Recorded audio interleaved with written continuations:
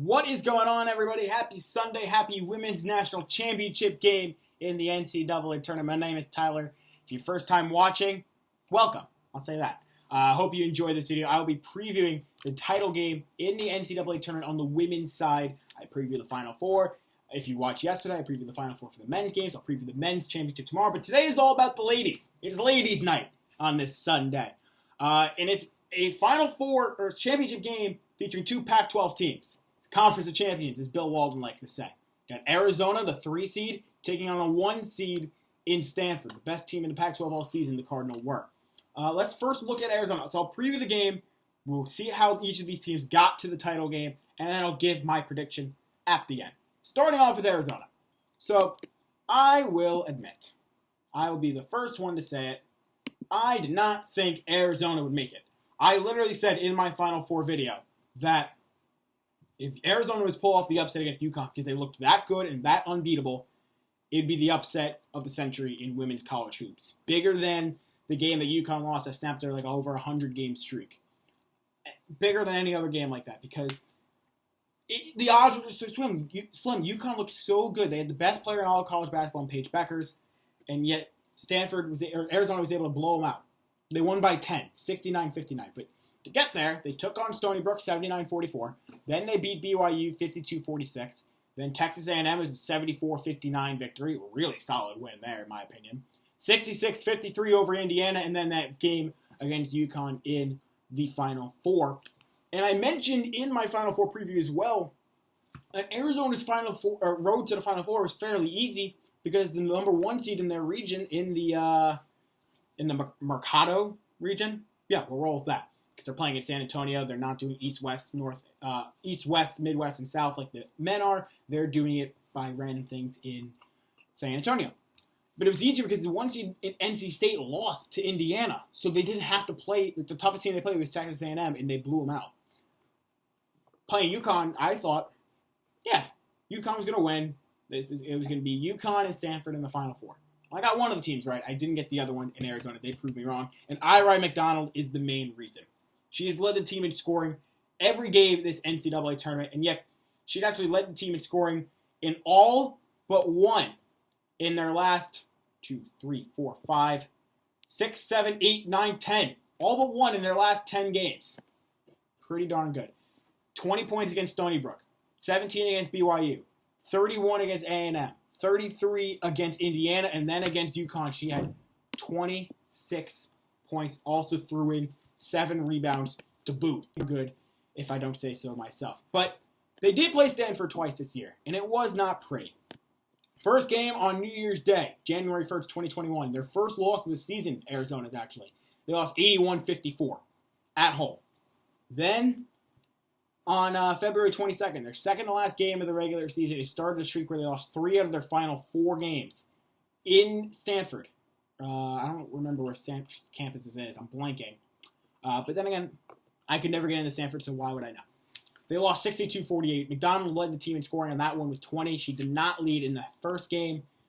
That is, if Arizona wants to win, Ira McDonald is going to have a monster game. She's led the team in scoring all season long with scoring over 20 points per game. They're scoring 66 points per game this season, entering the Final Four. They obviously surpassed that against UConn. And it's going to come down to just making a little play. They can't make many mistakes. They got to play similar to how they did against UConn to beat the Cardinal. Because the Cardinal have had a really good team all season long. Just two losses on the season. I'm trying to pull up the schedule right now. One moment. Computer's acting slow. Here's how they got here. They beat Utah Valley 87-44. They were the number 1 seed in the Alamo region. Then they beat Oklahoma State 73-62. An 89-62 win over Missouri State. Then they took on the Cardinal in the battle of who has the better Cardinal mascot. Not actually. In Louisville, 78-63. And then in the Final Four, 66-65. A game that came down to a wire. It was an electric final minute. And frankly, just really, I was watching that game. I caught the end of it. And I was like, who is going to win? Because I had Stanford. And I want to keep my correct picks alive. Let's be real here. 2 losses all season for Stanford, like I mentioned. They lost to Colorado in January, 70-72 in overtime. Then they lost to then number 6 UCLA, 70-66. in the game against South Carolina, though, like, it wasn't a pretty performance for the Cardinal by any stretch. Haley Jones led the team in scoring with 24. She also had 4 rebounds, 2 assists, a steal, a block. Nothing too crazy there. Cameron Brink, 6 points. She also had 6 blocks, so that really helped out in that regard. But after Jones, there was only one other player who scored in double digits, and that was Lexi Hall. 18 points, 13 rebounds. So a monster game for her. 8 for 8 from the free throw line as well. That's the thing. The Cardinal only shot 12 free throws. So did the Gamecocks, but they made 11 of them.